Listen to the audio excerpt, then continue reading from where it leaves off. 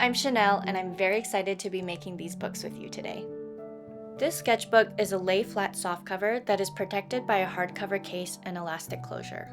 The great thing is that once you're finished with the book, you can make another one to reuse the hardcover. For the materials, I've partnered with TALAS to create a kit where everything is pre-measured and cut for you. Everything is high quality and feels really nice, from the cloth to the end papers.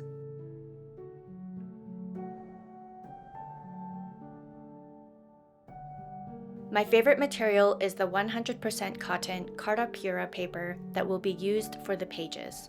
You can choose from a few beautiful colorways. The kit is now available for sale on the TALAS website. Thank you to everyone who purchased the kit. I'm really looking forward to guiding you through the process of making your book. You don't need a kit to follow this tutorial.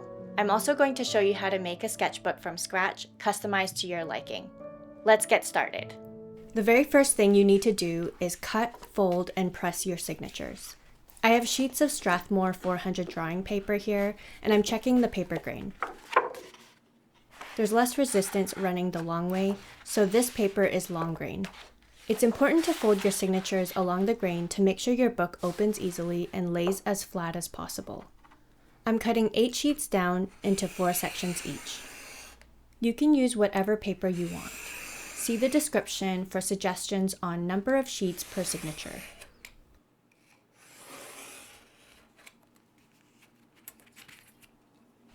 This pinching method is a great way to mark the halfway point. When cutting, place 70% pressure on the ruler, 30% on the knife, letting the blade do the work. Since the sheets are a bit uneven, I'm grabbing 2 sheets from the front and 2 from the back to even out the signatures. Fold 4 sheets in half and crease them with the long edge of the bone folder. This is your first signature.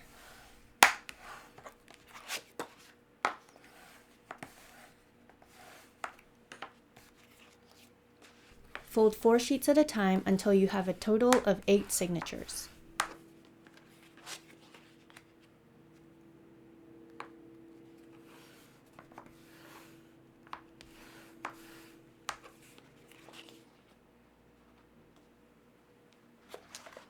When folding the pre-measured kit papers, aim for the outer edge to meet at a tip like this. Let's press the signatures. I'm flipping over half of the signatures so that the thickness from the folds is distributed evenly. It's ideal to press the signatures overnight if possible, or at least a few hours. Pressing signatures requires a decent amount of pressure, so generally the more weight, the better. I'm going to use my nipping press and really tighten it down.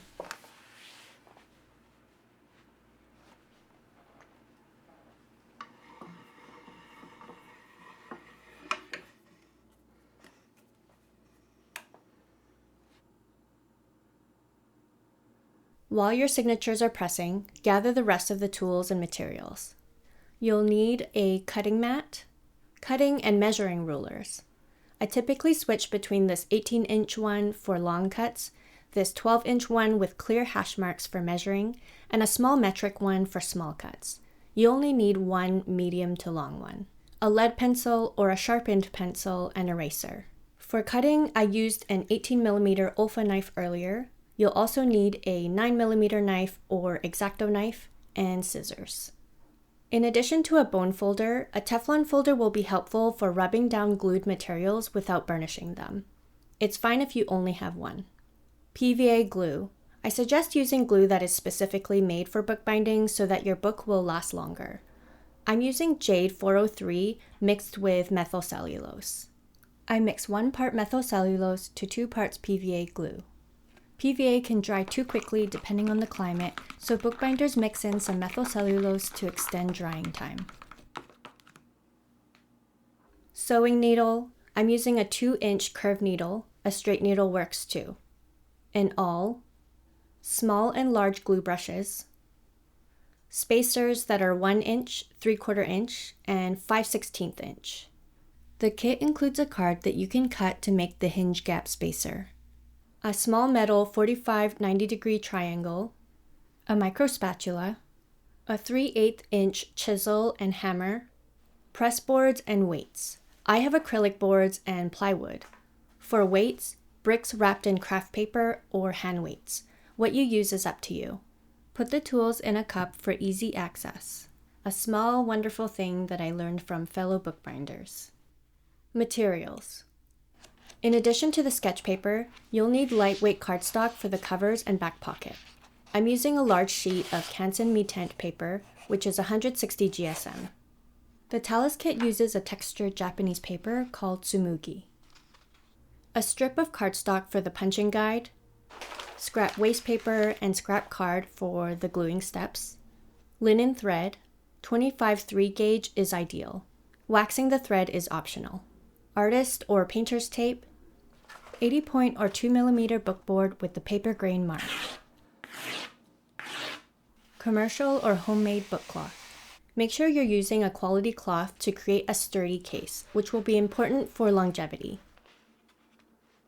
Elastic for the closure, ideally braided or knitted. I suggest a 1/4 inch to a 1/2 inch wide. A small piece of Japanese tissue or a light text weight paper. I'm using hanji. Decorative papers. The TALAS kit includes beautiful printed marbled papers. I'll be using chiogami as well. You can use any medium weight decorative paper. Here's how the rest of the process will go. We will sew and glue the book, assemble the case, install the elastic closure, glue the linings, and complete the pocket. All right, let's make the book.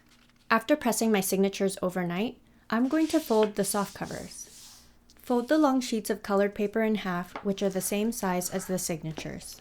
Place them at the front and back of the book block. To cut your own soft covers, fold the large sheet of cardstock along the grain.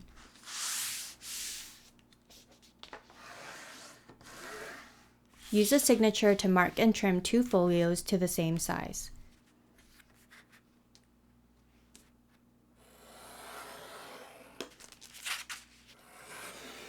If you're using a full sheet of Canson Mi-Tint, save the remaining for a later step.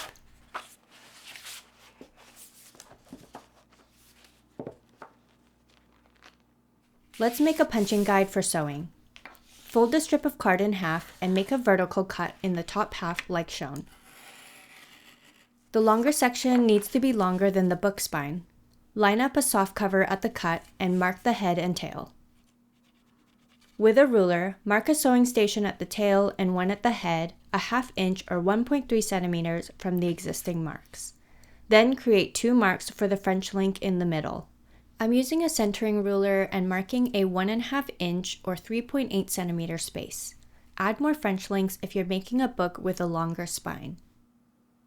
Open up the first cover and place the punching guide against the fold. Meet the left side of the folio to the short flap. Punch holes at each mark with a 45-degree angle through the guide and into the cover. Make sure the holes are landing in the middle of the fold. Continue punching holes through each signature and place the punch signatures under the others with the spine facing you.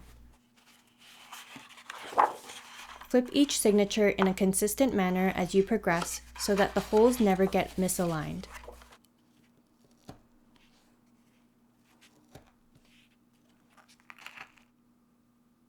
When you're finished, confirm that the holes are lined up across the spine. Sewing at the edge of the table or on a raised platform is often more comfortable. We'll be sewing the book from bottom to top. To make sure that the sewing stays aligned, I'll be adding signatures like so, and making sure to not twist and turn them. We'll be treating the soft covers as signatures when sewing. Measure and cut thread, that is the length of the spine, times the number of signatures. In this case, it's 10. I dyed the thread black so you can see the sewing more clearly. Thread the needle and secure the thread by piercing the end and slipping it through the needle.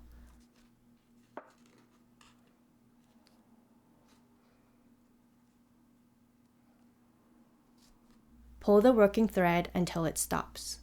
From now on, each hole will be numbered sewing stations 1 to 4 from left to right.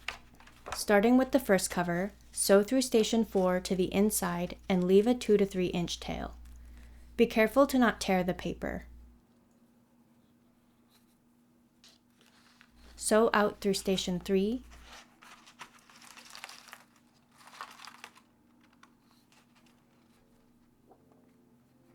in through station 2,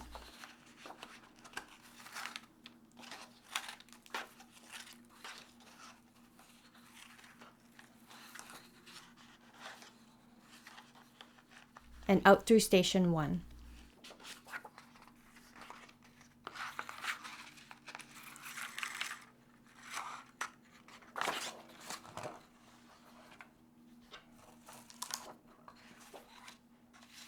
Pull the two ends to remove slack. Add the second signature and sew in through station 1.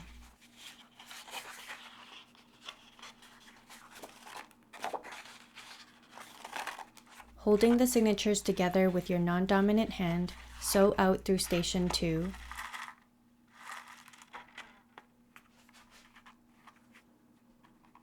Up behind the stitch on the signature below,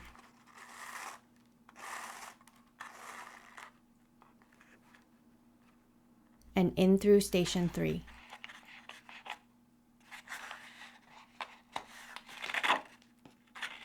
You've created your first French link, which loosely ties the signatures together. Sew out through station 4 and pull taut towards the right, in the direction of sewing. This prevents tearing. Tie a square knot with the first end of the thread.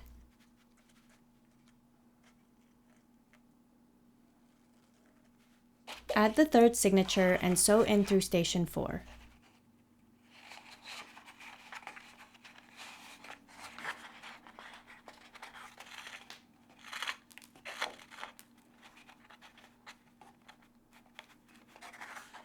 Sew out through station 3 and create another French link with the stitch below.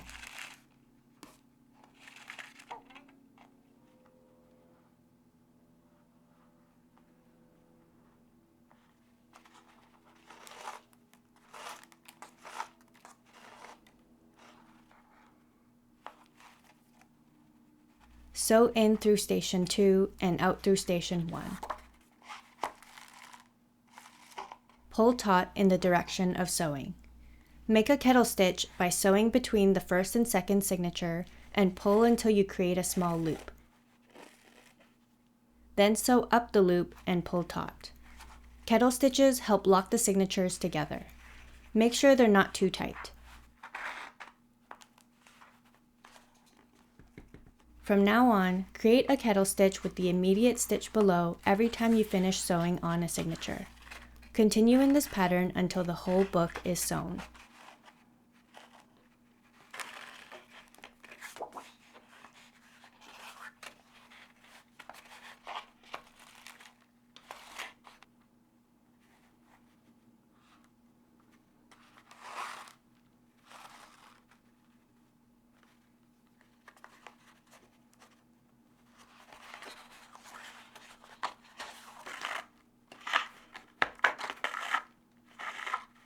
I didn't wax this thread and found that the thread was less pliable, so I had some trouble with the kettle stitches on the right side.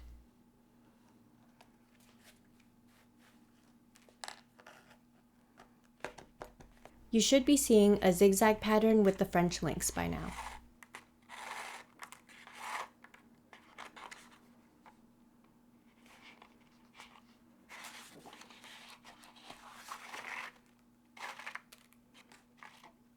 It helps to press down on the signatures as you sew.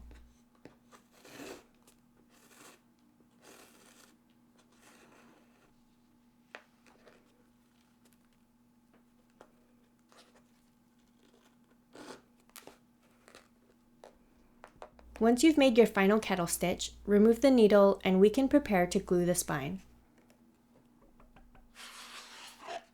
Jog the book by tapping it on the table to align all the signatures. Carefully place it between two press boards and weigh it down. Check that the spine is square and make adjustments if needed. I'm going to work at the edge of the table. Cut the threads to the width of the spine. Use the tapered edge of the bone folder to flatten the folds and close the holes, to prevent glue from seeping through to the inside. With the small brush, Brush glue along the whole spine, especially in between the French links. Get into all the little gaps.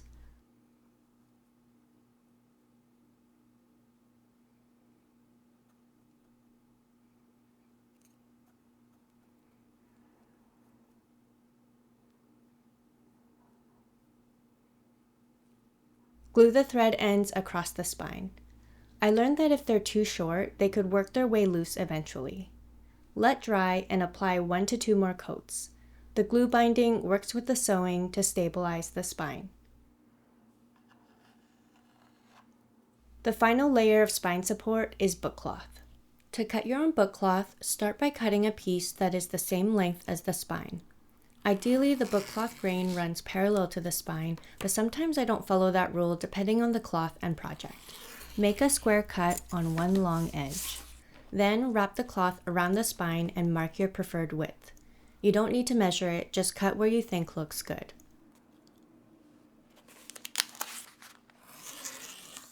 If you have the kit, go ahead and glue on the bookcloth as is.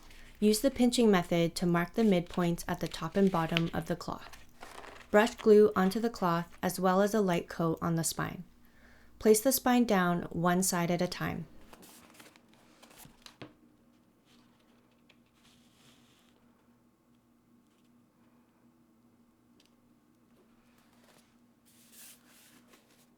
Press the cloth onto the spine and then pinch on the cloth from the middle moving outward. Take the time to make sure the cloth is fully adhered to all the spine grooves and bumps.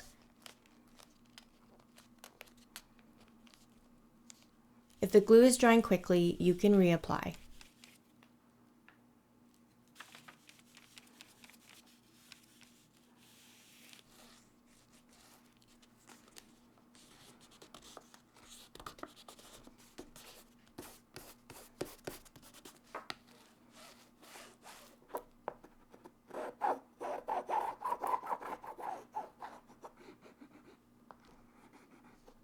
Elevate the book with the cloth exposed to dry and avoid opening it. My orange and yellow book is feeling a bit too long, so I'm going to trim it on the guillotine. The kit book doesn't have to be trimmed. I actually prefer the fore-edge untrimmed to indicate that it was handmade. If you prefer to trim the fore-edge of your kit book, be sure to trim the boards as well in the next step.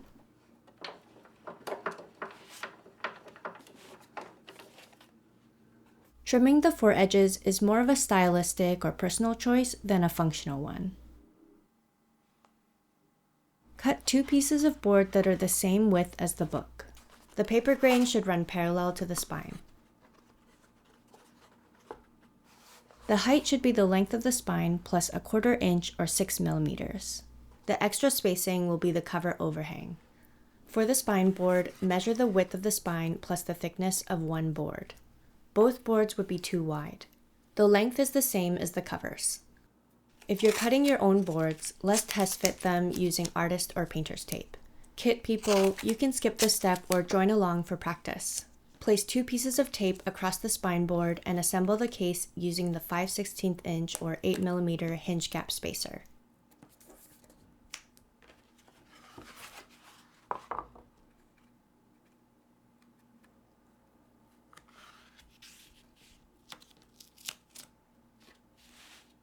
Wrap the case around the book block, maximizing the hinges.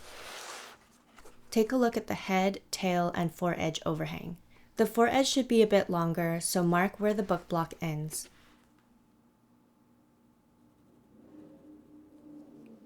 Measure 1/8 inch or 3 millimeters from that mark and trim to size.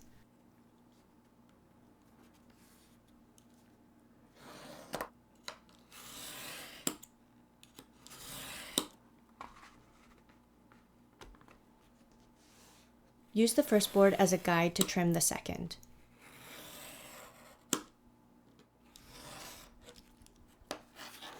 I always like to double check the fit after cutting. Measure the width and length of the case. Cut a piece of bookcloth that includes a 1-inch border around the top, bottom, and left side edges. The right side piece for the back pocket should be the same length as the back cover board.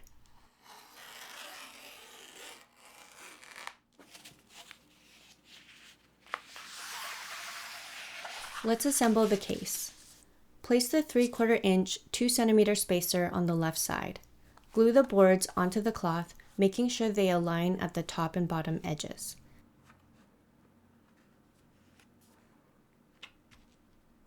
Use the 5/16 inch 8 mm spacer for the hinges.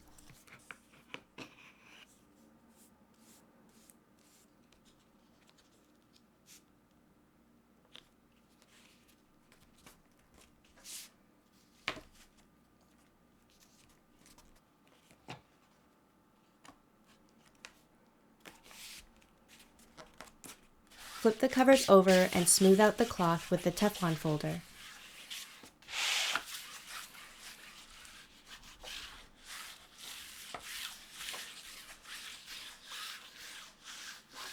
Form the hinges by gently pressing into the gaps. I say gently because I've definitely pushed too hard and tore the cloth. If that ever happens, glue some Japanese tissue or light text weight paper on the back side of the tear. The back pocket area needs special treatment. Using a ruler or triangle, draw short lines that extend the top and bottom edges of the board. On the long edge, leave a small space at the corner and make a 45-degree cut as if you were cutting for regular turn-ins, but stop at the pencil line. Draw a line before cutting to be sure. Then make a cut in line with the short edge of the board to cut out a triangle. Repeat these cuts on the other side. Using a spacer, trim the turn-ins to 3/4 inch or 2 cm wide at the top, bottom, and left side edges.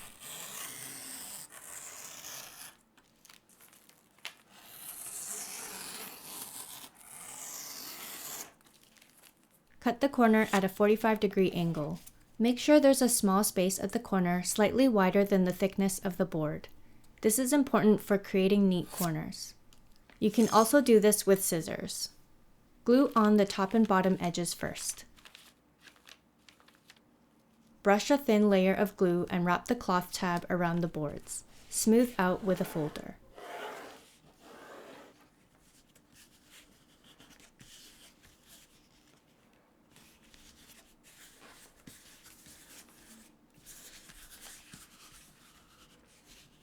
Take your time with the turn-ins to make sure they're nice and neat.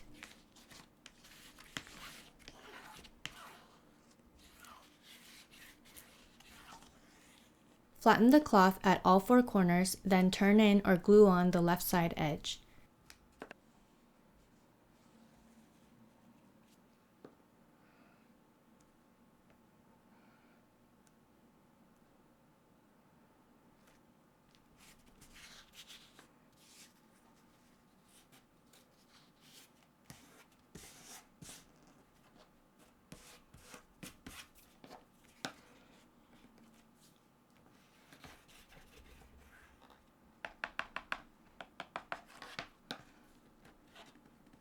The pocket will be installed last, but we're going to get it ready. Trim this tab by about 1 millimeter to make space for the pocket to fold over smoothly. Fold the tab along the pencil line and check that the edge is not touching the board. Repeat on the other side. Prepare a piece of card the same size as the cover board. Trim 3/4 inch or 2 centimeters off the short edge using a spacer. Then trim off 1 millimeter on the long edge. This allows some spacing for the book cloth to fold around the card to create a pocket. Have scrap paper ready to wipe glue off your hands. Brush glue throughout the card and place it on the back cover, glue side up, aligned with the right board edge. Center it between the top and bottom. Holding the card firmly in place with one hand, bring the cloth over and smooth from right to left. Wipe your gluey hands before touching the front side of the cloth. Be careful to not let the cloth roll inwards during this step because it may touch the glue as well. Smooth down with a folder with the pocket flap open or closed. Fold and crease the cloth along all 3 edges of the pocket. The cloth flaps are about 1 inch or 2.5 centimeters wide on the long edges and 3/4 inch or 2 centimeters wide on the short edge. Trim the corners at a 45-degree angle, leaving some space at the corners about 1/2 centimeter or 1/4 inch. Glue on the short tab. Gently pull the outer corners toward the pocket so they don't protrude when the pocket is installed. Another way of preparing the short tab that I may prefer more is this. Glue the tab, then cut the corners at a slight angle. This way, there's a bit more material to support the pocket entrance.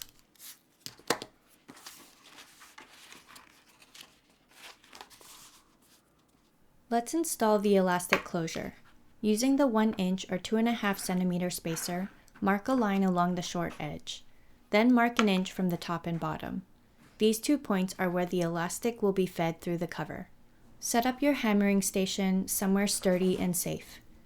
The chisel I'll be using is the same width as the elastic, 3/8 inch or 1 centimeter. Make a slot through the board with the chisel and hammer.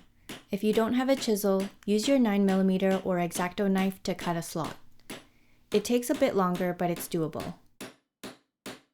Hammer until you feel a bump on the other side when the chisel has almost reached the cloth.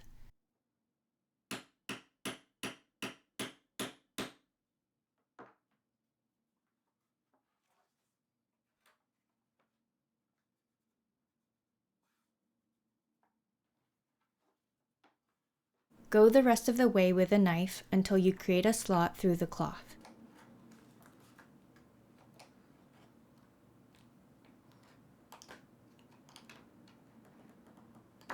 Go slow if you're using the knife on the outside because the knife might slip. Gently knock the chisel in a few times to form the slot. The slot should be quite snug, so don't widen it to the point where you can see through it. Using your knife or micro spatula, push the ends of the elastic from the outside in.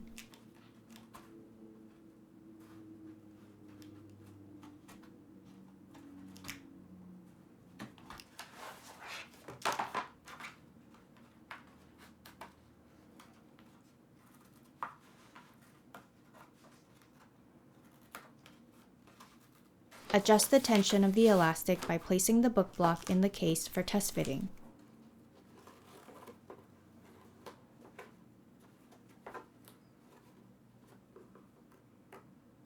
Make the tension a touch tighter than you prefer to be safe, since the elastic may stretch over time. Let's embed the elastic into the board. Trace the width of the elastic and draw a rectangle about a 1/2 inch or 1.3 centimeters long.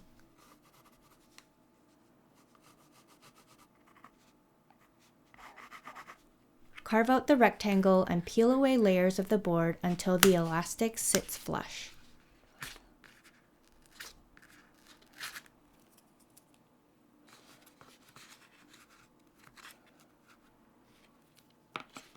You can use your folder or hammer to flatten any bumps in the board. Trim the elastic to the same length as the rectangle. Repeat on the other side.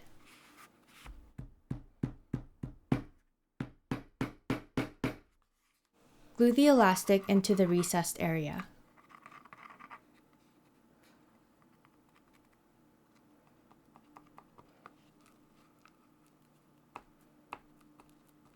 Cover the ends with a piece of Japanese tissue or lightweight paper.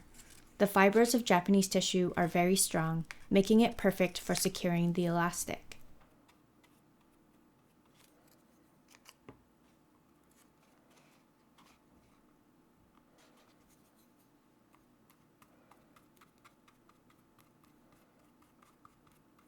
A Teflon folder works well for smoothing since PVA doesn't stick to it and it glides easily.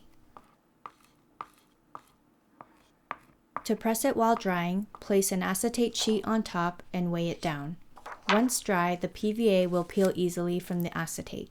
You can also let it dry undisturbed. Let's cut and glue the lining for the case.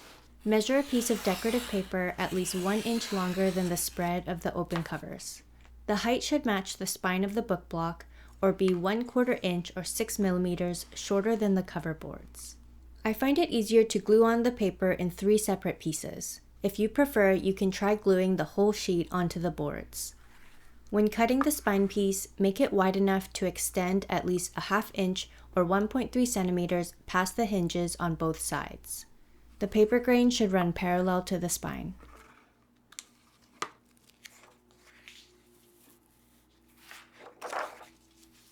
For the kit book, cut a strip of long decorative paper 2.5 inches wide for the spine. Then cut the remaining sheet in half for the inner covers. The cover sheets should be as wide as the board minus 1/8 inch or 3 millimeters to leave room for the border. Start by gluing the spine piece.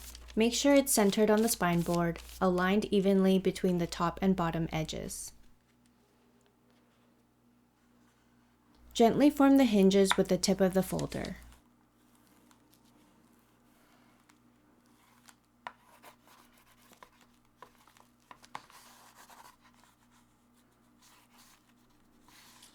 Finish by gluing on the cover linings. Any bowing of the covers is normal at this stage.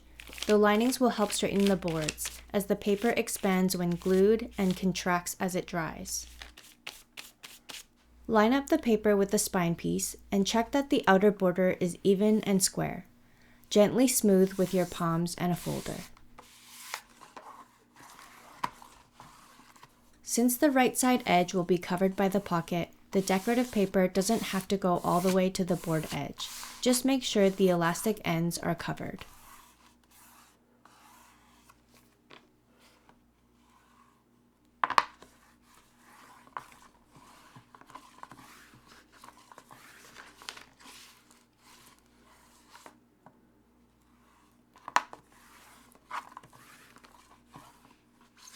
Let the covers dry under press boards and weights to encourage them to straighten.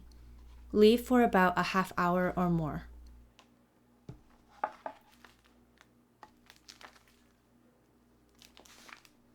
Once the covers are dry, the final step is to install the pocket. Cut 2 strips of scrap card longer than the pocket. These will be used during drying. Brush glue onto the pocket tabs. You can be a bit generous since the cloth is absorbent, but avoid letting the glue pool.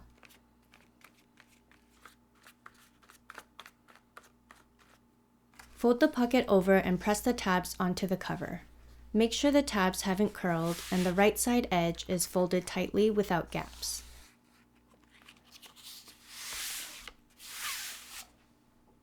Use a folder to rub it down, and if you see any lifting, add a touch of glue. On darker book cloths, glue can stain more easily, so use an awl or tiny brush to be precise. Slip the strips of scrap card into the pocket to cover the tabs. I forgot to demonstrate this, but pull them out to check for any glue seepage, then put clean ones back in for drying. This creates the spacing needed for the book to fit. Dry the pocket under weights for at least half a day or overnight. Here are some close-ups of the finished cases.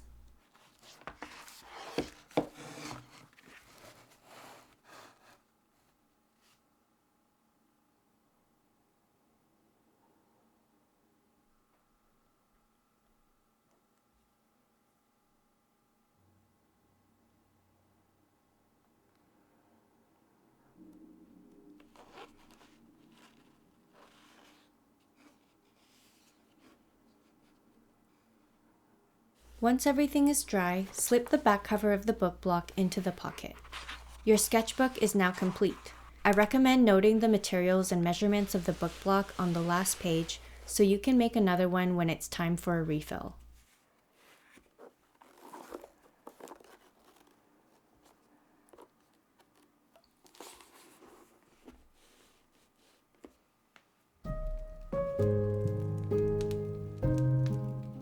How was that process for you?